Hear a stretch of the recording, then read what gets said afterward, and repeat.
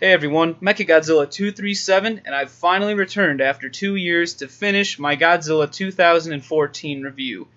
Now, as I promised back then, part 2 is going to be all about Godzilla. To begin, we're going to talk about Godzilla's appearance and some of his signature traits, then we're going to move on to some more controversial issues regarding his screen time, the role of Godzilla in the film, his personality, the themes and symbolism behind Godzilla, and finally, was Godzilla well established in this film? So, let's dive right in. Number 1, Godzilla's appearance and his key characteristics. Godzilla, the design in this film, I can look at it and say, yes, that looks like Godzilla, which is more than can be said about the 98 version, which resembled a dinosaur, like out of Jurassic Park, a T-Rex, more than it did Godzilla. So it was nice to see that. Most notably are Godzilla's tail and his back spines. The tail looks phenomenal, especially in the scene where it pulls out of the water in front of all the destroyers. And then the 3 main rows of spines, they got that down. That's definitely characteristic of Godzilla. I thought they did a great job there. If I wanted to get picky with the physical trait of Godzilla's design, the feet were a little bit too stubby. They look more like a rhinoceros rather than the original dragon design where it was feet with claws protruding out. This just looks like a stump more than a foot. Godzilla's face, I thought it was a little too snake-like. It really doesn't allow for Godzilla to have that many facial expressions, which I'm not trying to say that the suits had facial expressions, but in those designs, Godzilla at least looked angry, pissed off, aggressive, whatever. Godzilla 2014 kind of has this dopey look on his face. He doesn't really look scary or like he has a bad attitude. I'll get more into that later regarding the attitude. So next up is Godzilla's bulk. Now this was a huge issue, especially over in Japan, where fans of Godzilla were complaining that the design was too fat. I would kind of tend to agree. I can understand where they were going with this. The original Godzilla was incredibly bulky, and fans of Godzilla may know, the suit was trimmed down in later films in order for the actor to be able to move better so he could fight other monsters.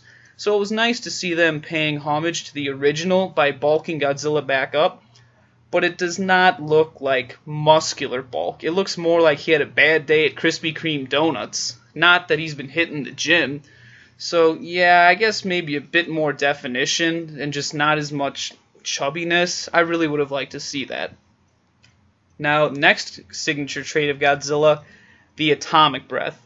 I'm sure every fan of Godzilla was happy to see the atomic breath in the new film. I was just appreciated that they put it in. However, they really could have improved upon it.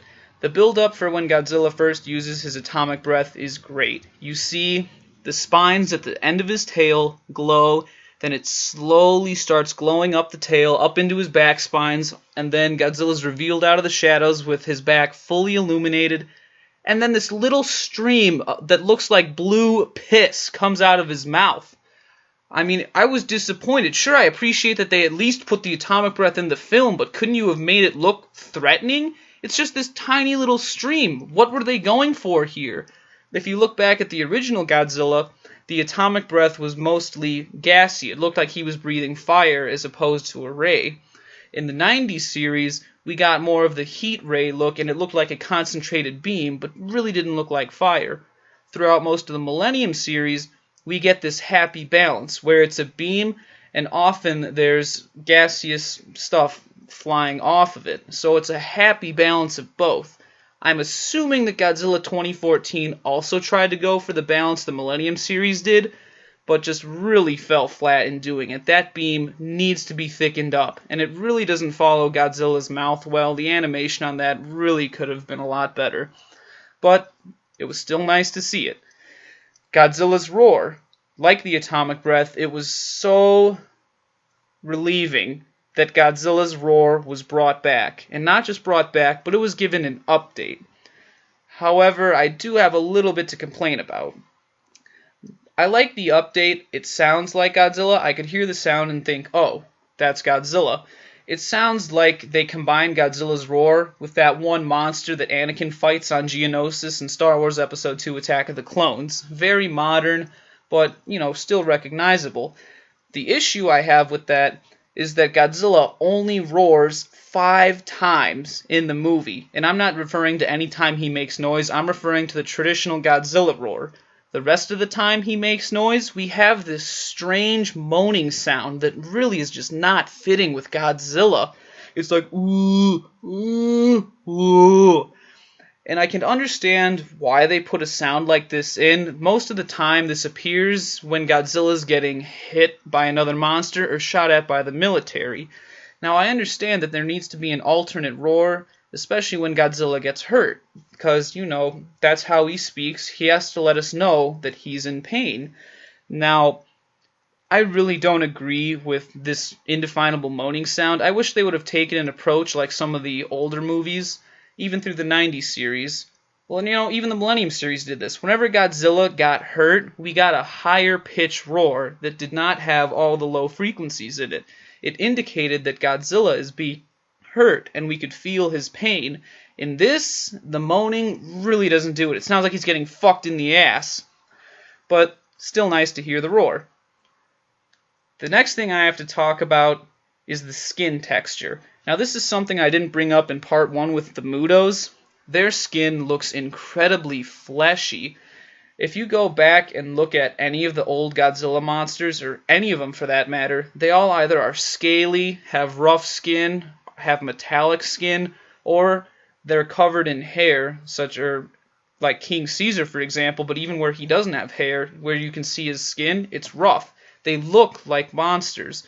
The Muto has this smooth skin texture across every part of its body. It just does not look monstrous at all. It looks like it could be a model on a Victoria's Secret magazine. It's so smooth.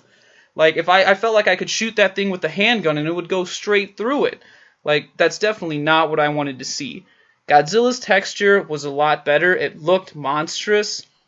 However, it kind of reminds me of the issue I had with the texture on Godzilla's feet. It's more toad-like or amphibian. It really is not scaly in appearance and, again, does not resemble the original dragon design, which I'm fine with changing it up, but I just wish that it would look a bit more monstrous. Now, speaking of skin and how rough it is, this is going to transition us into Godzilla's indestructibility, one of the monster's most signature traits. He's the king of the monsters. You shoot him with everything you've got, he can take it. He's nearly invincible. This is something Godzilla's been known for ever since he was created. Now, it was not done well in this film, by any means. Godzilla's indestructibility is just not established, and when they try to, it's awful. So, one of the issues here is how often Godzilla gets shot at by the military. And I have the answer. Twice. That's right. 2 times throughout the entirety of this film does Godzilla get shot at by the military. Like, the first scene is in Hawaii. After the mortars fire their red flares, you see 4 assault rifle foot soldiers shooting at Godzilla. And that just kind of blew my mind. Like, wait a minute. There's this 150 meter, however tall, giant monster, and you're shooting him with handheld assault rifles? I can probably count on one hand the number of times Godzilla's been shot at by foot soldiers.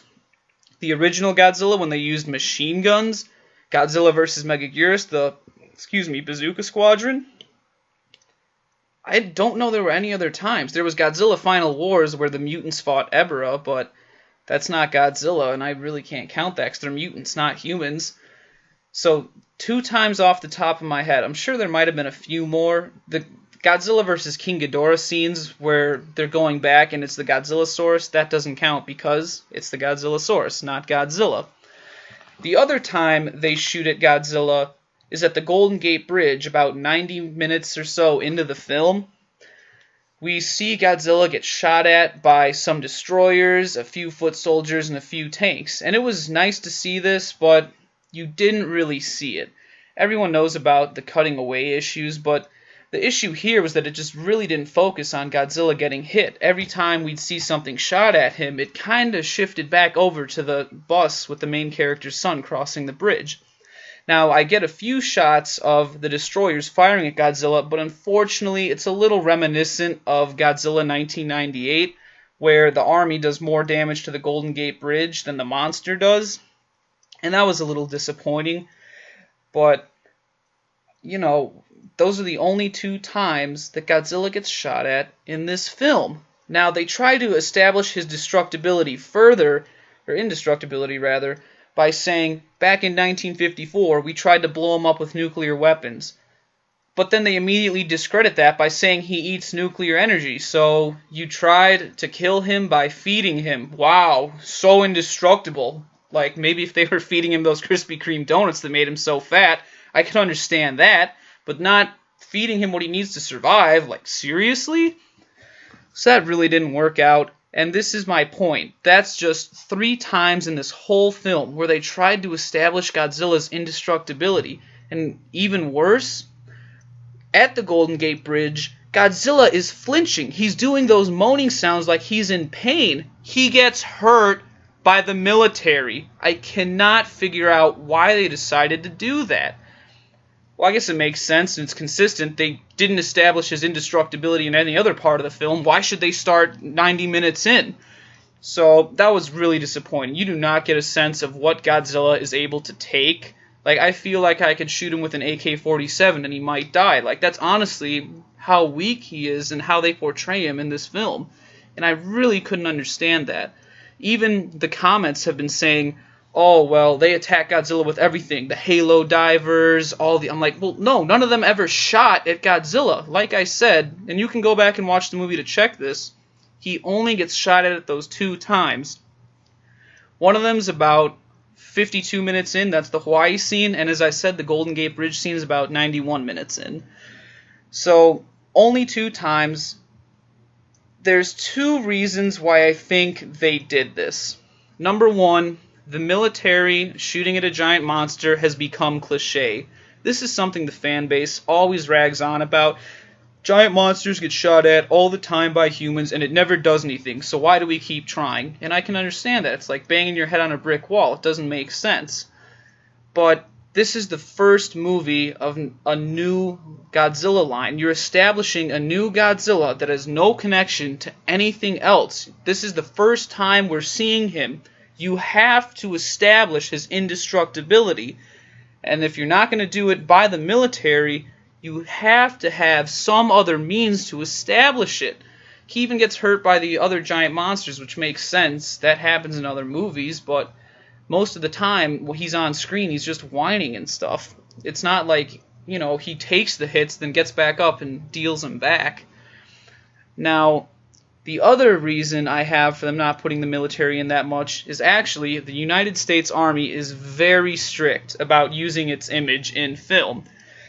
I've read that they're not allowed to have any negative portrayal and are almost never allowed to have soldiers being killed in a film if you want to use their image. Which again is why we never see Godzilla attacking the military or anything. So I guess I can let that slide, but that begs the question, either shoot the movie in a different country so that the military can shoot at Godzilla, or have someone else shoot at him, a private contractor, whatever. Or if you don't want to do that because it's too cliche, find an original way to establish Godzilla's character, his indestructibility. Like if you would have drawn out the fight sequences with the Mutos and really showed the damage they can do to Godzilla or the city, like show them destroying the city and then fighting so we get an idea of just how powerful these things are and the hits that they're able to take from each other, that would have been great, but that doesn't happen either. So yeah, Godzilla's indestructibility definitely fell flat in this movie. Overall, I felt that Godzilla's physical design got a great update, and a lot of his key signature, whatever you want to call them, signature characteristics are included in the film, but they definitely could have been improved upon. But, like I said, overall it's still a nice design. So, the physical design was the most controversial issue before the film. After it came out, the most controversial issue shifted over to Godzilla's screen time. I cannot tell you the endless threads of comments that I have seen over Godzilla's screen time. The fan base is so divided over this, and I cannot figure out why. So I've heard reports that Godzilla's screen time has been as low as 4 minutes and 12 seconds, but then I've heard up to 25 minutes of screen time. That changes between 96% of the film and 75%. That is a huge difference in screen time. So I went back in for myself and I took a look at the screen time. I recorded 6 minutes and 29.17 seconds. Now, in all honesty, I did cut out the parts where Godzilla appeared on TV or where it was just Godzilla's spine sticking out of the waters. I felt that's not showing the entire monster, so that doesn't really count. Now, if you do include those scenes, it's just over 8 minutes of Godzilla. I'll link the video in the description that has all the scenes in it.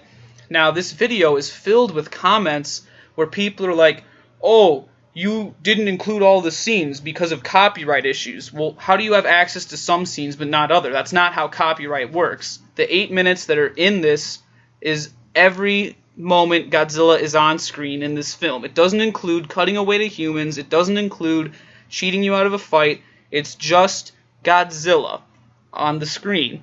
So I really don't understand how people still manage to try and argue this. Like, it's objective. It's not opinion-based. Godzilla appears in the film for X amount of time, X being 8 minutes. Like, it really doesn't make sense how people are still arguing this. Now, just because I'm saying Godzilla doesn't appear that much, which, in all honesty, he doesn't, 16 and a half minutes of no Godzilla, that's about 94.7% of the film.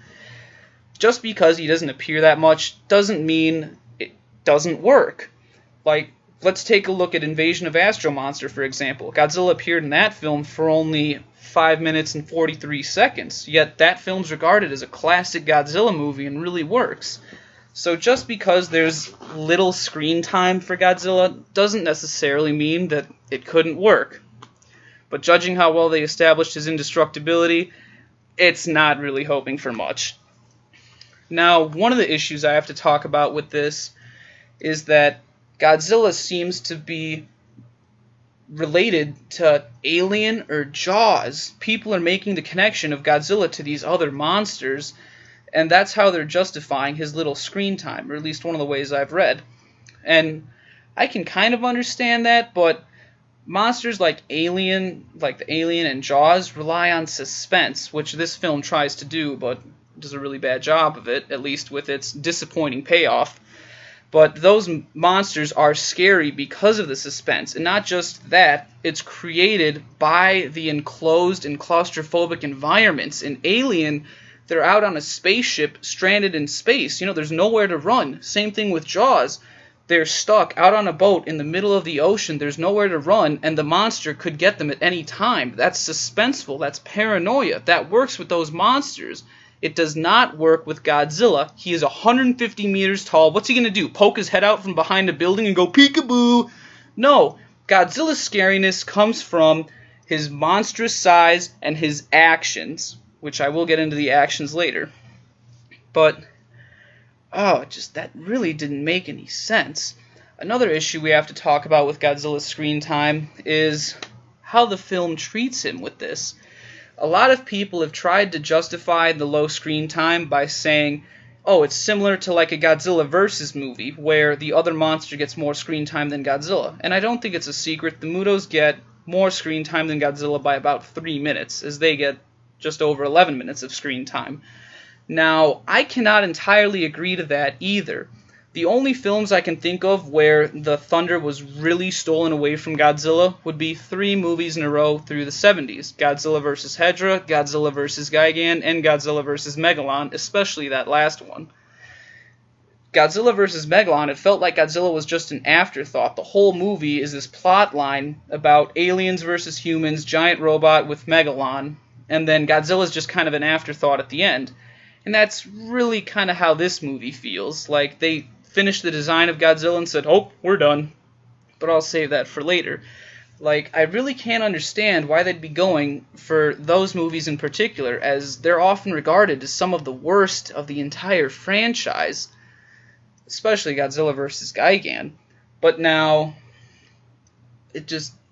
there's also been people trying to justify the low screen time by saying that it's paying homage to the original film and saying there's just as little screen time in Godzilla 1954 as there is in Godzilla 2014. While that's not an entirely accurate statement, it did make me start thinking, well, little screen time has actually worked for Godzilla in the past, so maybe we shouldn't be looking so much at how much screen time he got, rather what he does in the screen time and whether it works with what he's been given. And no, it doesn't in any way. As I've said, Godzilla's role in the film, they can't decide whether they want to treat him as if it's a Godzilla vs. movie or a Godzilla establishing film. I usually lean towards the later because, as I've stated, more plot developed around the Mutos and that, more screen time given to them. And that just seems kind of strange. I could understand that for a later film in the series, but this is the first time Godzilla's appeared in 10 years, and this is not connected to any of the other films. Something I don't think a lot of people realize when they're talking about this. Legendary has the rights to Godzilla the monster. They don't have the rights to the franchise. They don't have the rights to anything associated with the movies. So none of the music, that's why you don't hear the Godzilla theme. None of the movies are ever mentioned. None of the backstory. It all has to be original, which I was totally fine with. But I feel like they might have jumped the gun on this. Sure, it's exciting to see Godzilla alongside other monsters, but this is the first film in this timeline. If you're going to do that, you have to establish Godzilla first. Take a look at Godzilla 2000. Technically, that starts a new Millennium series, and sure, they're not connected, but you introduce Godzilla, and then other monster comes in at the end, and it's kind of a subplot with Godzilla versus the UFO. It really works. Now, Godzilla's role in this film, as I've said, he's not the focus of the movie, and that's really disappointing for a film called Godzilla. A lot of people have said, the title should be changed or something else, and yeah, I guess I could see that. It's just, I really wish that a film called Godzilla would have more emphasis on Godzilla. I'm not saying he has to be on screen the whole time, obviously that's ridiculous, or he even needs to have a lot of screen time. It's just a matter of, is the Godzilla we're seeing working, and is he being well established? What's his role in the film? The role in the film, many people have argued over, he's an anti-hero. And I'm like, well, wait a minute, how is he an anti-hero? This is usually stemmed from the fact that no one can decide whether Godzilla's a hero or a villain. And personally, I don't think he's any of the three, that being hero, villain, or anti-hero. So, first off, Godzilla is not evil in any way in this film. You can go back and watch. Godzilla never hurts or kills a single person intentionally throughout the entirety of the film. And that's not counting the tidal wave in Hawaii, because that's not Godzilla that's doing that. It's a tidal wave, and it's not intentional. He's just getting out of the water, and there happens to be a tidal wave.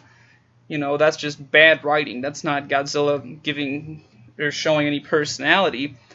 And then, not even, as I stated before, the military does not get attacked by Godzilla. Whether that be because of their image or whatever, it was really disappointing to see him not have any form of grudge against humanity. And then this is expanded upon by Godzilla not destroying a single building in the film. Again, intentionally.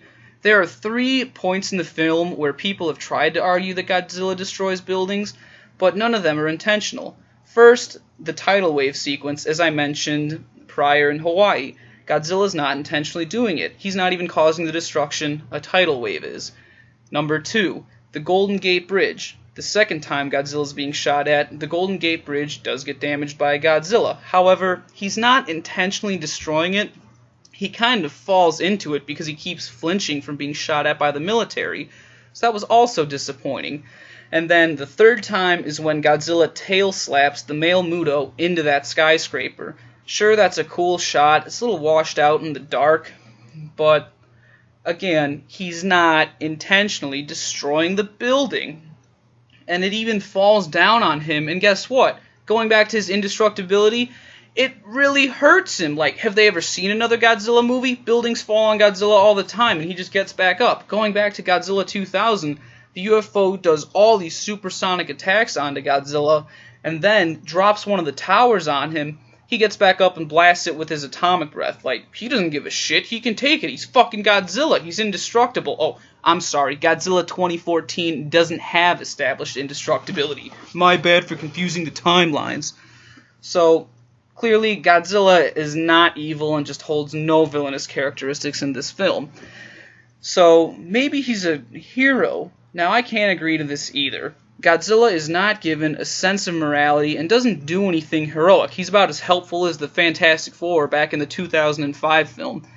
I mostly argue this because not even when he's going after the Mutos is he doing it from his heart or doing it because it's the right thing to do. Do you want to know why Godzilla is attacking the Mutos? Not because he's aggressive, not because Godzilla's challenging, he wants to fight. Because he wants dinner. I'm not making that up. That's the storyline. Godzilla is the Muto's natural predator. He's going after them because he wants to eat them. Like, okay, I'll give them credit, that's original, but how is that motivation? That doesn't portray Godzilla with any personality. That just makes him a big, stupid animal. Like, okay, maybe they can still make the route work. I won't say anything. So finally, let's look at the anti-hero. A lot of people have referred to this because, as I said earlier, no one can really prove that Godzilla is either a hero or a villain because you really don't get enough to decide either. I really can't agree with the anti-hero either because an anti-hero is still a protagonist that's lacking traditional heroic qualities, whether that being a sense of morality or whatever. As I said, Godzilla doesn't have a sense of morality or anything, and he's not, still doing the right thing while doing it for his own means. If you want a good example of an anti-hero Godzilla, look back at a lot of the Versus movies in the 90s series. Godzilla still fights the other monsters and saves the planet, but he's not doing it because it's out of the good of his heart or anything like that, or to save the humans. He's doing it because he wants to. He wants to defend himself. He's aggressive. He wants to fight. And while he's doing that, he still holds a grudge with humanity and attacks them. You're getting the best of both at one into this perfect, anti-hero Godzilla. It's absolutely fantastic, and that's really what Godzilla should be done, how it should be done, if you want to make him an anti-hero. So this was one of my biggest issues. Godzilla's not a good guy, a bad guy, or an anti-hero. He's just a dinosaur. And that was so disappointing in this film. Out of any way they're going to portray the king of the monsters, they go the route that gives him no personality whatsoever. And I couldn't even understand that. Going back to the face, he has no facial expressions. He has that dopey look on his face. He looks confused, not angry or scary. So yeah, Godzilla's personality was really disappointing, and one of the issues I have with that is that monsters speak through their actions. They don't talk, because when they do, you fucking get Godzilla vs. Gigan. But monsters don't talk. Their voice comes through their actions. That's how they speak. From the original Godzilla, just going and destroying Tokyo, you get a sense of his aggressiveness, his anger, his destructiveness when he's destroying everything, his curiosity when he's attacking all the towers, and when he's attacking the clock. That's very, very brought out. And then Godzilla's terrifying. You get that because not only do you see how big he is, you see why he's scary, because it's what he does with that size. He uses it to destroy humanity, wipe us out. Like, you can't build up like, oh, Godzilla's big, he's so much bigger and stronger than any Godzilla, and then not establish any power or indestructibility with it. And you don't give him scenes to do that. In fact, Godzilla's scenes follow mostly like the humans.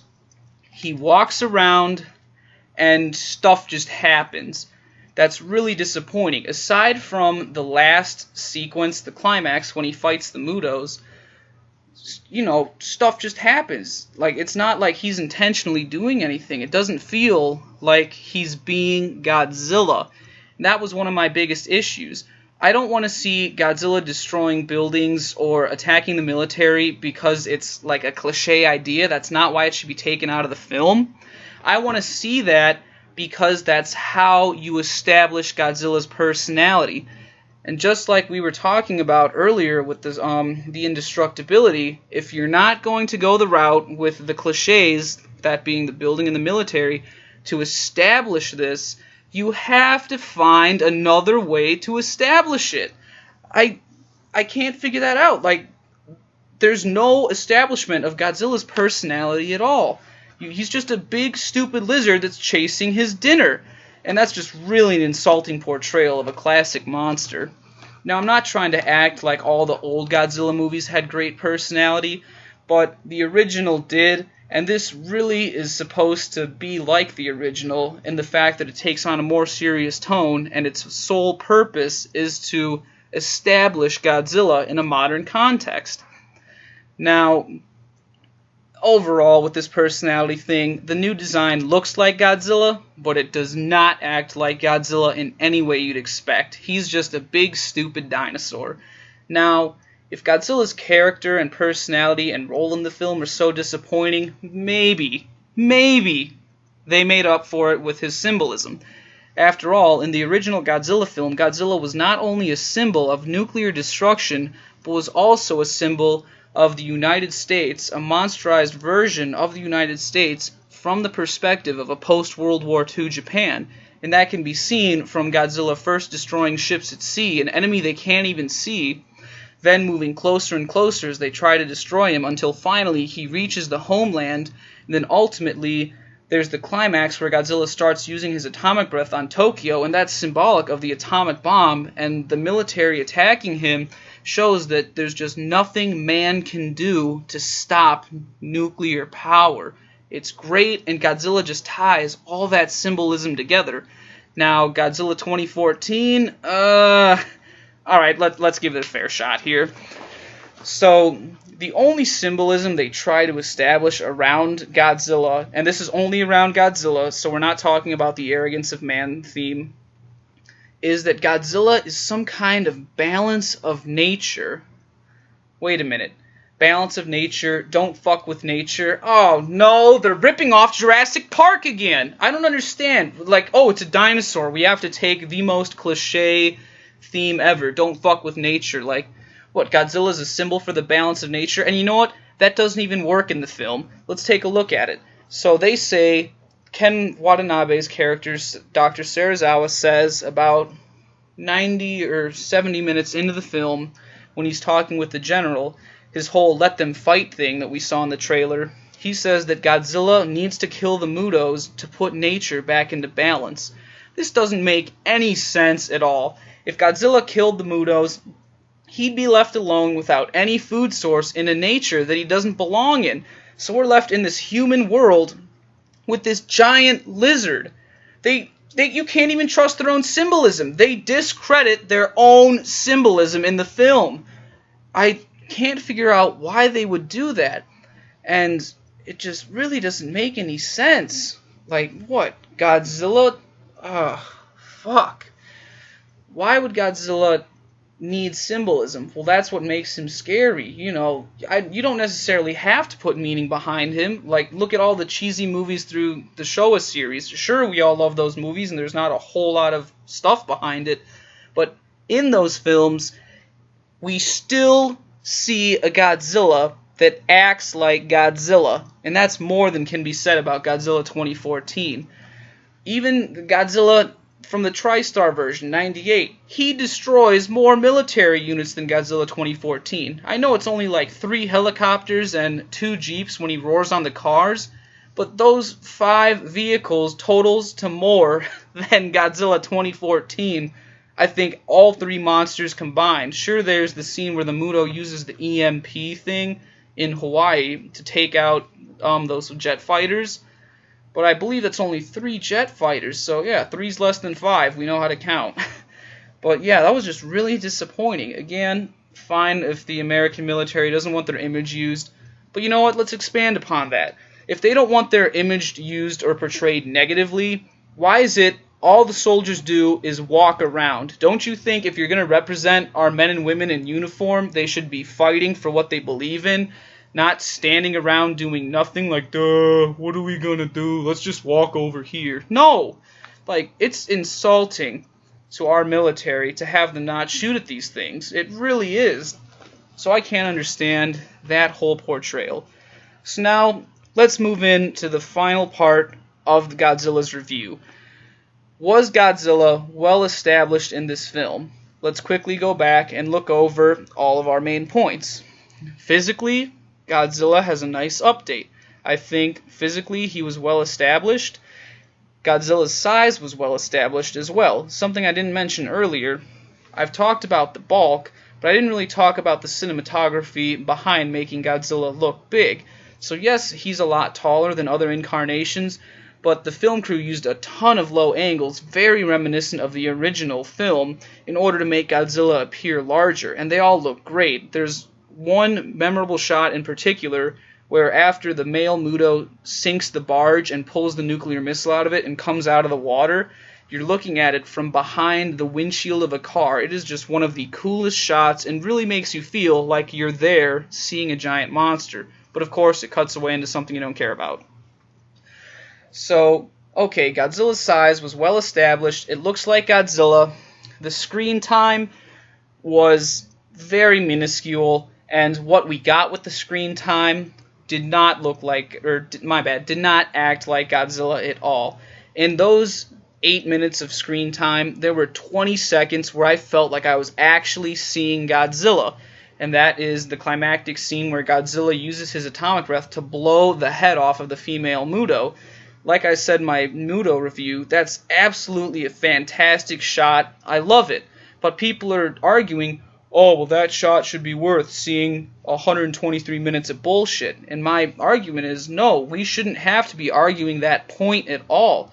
If we're debating whether 123 minutes is worth putting up with, like, what they're giving us of Godzilla, you know, it's not a good film by any means. We should not be arguing this in the first place. If the film puts us in that position, they're the ones that fucked up. So, okay, screen time's a big mistake. What we get with the screen time is also a mistake because not only do they fail to establish any of Godzilla's personality, they do not give him any themes or symbolism, and they don't establish his indestructibility. I cannot figure this out. So, was Godzilla well established? No. Something that I would call Godzilla was not well established by this film. The Godzilla it established walks around, gets hurt by the military, is not indestructible, is a total wuss. Did I mention he gets hurt all the time? He's just tall. And like I said earlier, the film really feels like they spent a lot of effort on the design of Godzilla and then just said, done, okay, move on to the rest of the movie, don't need to work on Godzilla anymore. Like, it's just insulting to the original, or to any incarnation. I can't recall any other time where Godzilla has been void of indestructibility, personality, and symbolism. He's at least had one of those things in any Godzilla movie. Even, let's look at Godzilla's Revenge, shall we? I can't believe I'm saying this. Godzilla's Revenge established better indestructibility than Godzilla 2014. And it even gave Godzilla personality. I really feel bad about saying that, but there's so many monsters attacking that Godzilla in that film. Sure, it's stock footage, but again, it still follows in that lineage from the original, so they don't really need to have Godzilla being shot at by the military that late in the series when his indestructibility has already well been established. And we even get Godzilla's personality. He's aggressive. He wants to fight everything on that island while still trying to be a dad and take care of his son. Like, that blows my mind. This film has worse Godzilla development than Godzilla's Revenge, the worst of all the Godzilla films. I'm really disappointed that I have to say that, but Godzilla 2014, I'm just saying what's there. So, overall, I'm just not happy with this Godzilla. It looks like Godzilla, and I applaud them for that, but there's so much work that needs to be done. Godzilla needs to be established as Godzilla. And, whether they felt they were getting too far ahead, like, oh, we got the rights to Godzilla, now we have to make him fight. This is something I'll get into more in, part 3, where I talk about the plot. Godzilla, really, like I said, he's not the focus of the film, and he's more of an afterthought, and I just can't understand why they do that for a first film in a franchise. Like, they must have felt, oh, we got the Godzilla rights, let's try and make every movie possible in just one film, and it really doesn't work. It's very reminiscent of how a lot of people feel about the new Batman vs. Superman movie. Most people's complaint is that not only is it a bad movie, but it's kind of a contest to see how much shit you can pack into one film. And I feel like that's really what this Godzilla is doing, while still not showing you a lot of Godzilla. It's trying to pack, oh, well, we did this from the original, oh, well, we did this. Like, seriously, if your vision of paying homage to the original is the screen time that Godzilla gets, you should not be making a Godzilla movie. You look past the low angles, the symbolism of that, and the first thing you think of is screen time. That is pathetic. So, moving on about this, if they can't establish Godzilla in one film, how are they going to establish more in the Kaiju-verse? I don't think I'm spoiling anything here by saying that Legendary has plans to make a Kaiju-verse, much like the Marvel Cinematic Universe and how DC is trying to make their DC-verse now. I don't know. So, people seem to be arguing over this too, and I don't know how. Maybe people just haven't done their research. Legendary has acquired the rights to Rodan, Mothra, and King Ghidorah. Those 3 monsters for Godzilla 2, which is now scheduled to release in 2019, and I don't believe they found another director since Gareth Edwards chickened out. Well, I can't blame him. If I made a movie this shitty and just insulted Godzilla this much, I'd run away from it too. Now, if they can't establish Godzilla in one film, how do they plan to establish 3 monsters in one movie? Now, don't get me wrong. The first time the 4 of these monsters appeared together was in Ghidorah the Three-Headed Monster, the 6th film in the the 5th film in the Godzilla franchise. Now, it made sense for the film to be called Ghidorah the Three-Headed Monster, as most of the plot really centers around King Ghidorah and the Martian Girl, and Rodan, Godzilla, and Mothra appear in the movie, and we don't really need much from them because they've all been established in their own films coming into this. Godzilla in 1954, Rodan in 1956, Mothra in her 1961 movie. They've all had solo movies and have been established, so it makes sense for King Ghidorah to get most of the development as the others have already been taken care of. But going into Godzilla 2, none of those 3 monsters have appeared in a movie since 2014. King Ghidorah, technically 2001, because it's Kaiser Ghidorah, not King Ghidorah in Final Wars. But none of those monsters have appeared since then, and remember, Legendary doesn't have rights to the Godzilla franchise, so just like with Godzilla, they have to establish these monsters and give them a backstory. And if it's anything like Godzilla's backstory in here, which is something I'll talk more about in Part 3 about, oh, we just found Godzilla, we didn't make him or he's a mutation, we just found him. If they pull shit like that for 3 other of Toho's most iconic monsters, that's just flat out insulting at that point. But I'm going to go ahead and end this review here. It's really dragging out long, and we've kind of gone off topic at the end. So overall, Godzilla was just not well established in this film at all. He's not established with his indestructibility. The atomic breath was disappointing. He didn't roar enough, and he doesn't have to be obnoxious with his roars, but those moaning sounds when he gets hurt, big mistake. The issue isn't not enough screen time. The issue is what he does with his screen time does not work. There's no personality establishment with Godzilla. You don't get a sense of anything he does or why he does it. There's no symbolism behind him, and he's just portrayed as a dinosaur. Again, reminiscent of Jurassic Park. He's just doing what an animal does. That is just not the treatment Godzilla deserves.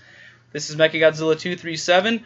Tune in next time, and we'll go into part 3, which will talk more about the plot, some of the themes that I didn't mention that aren't as related to Godzilla, and, oh boy, the acting and the characters. I can't wait to get into that. See you next time.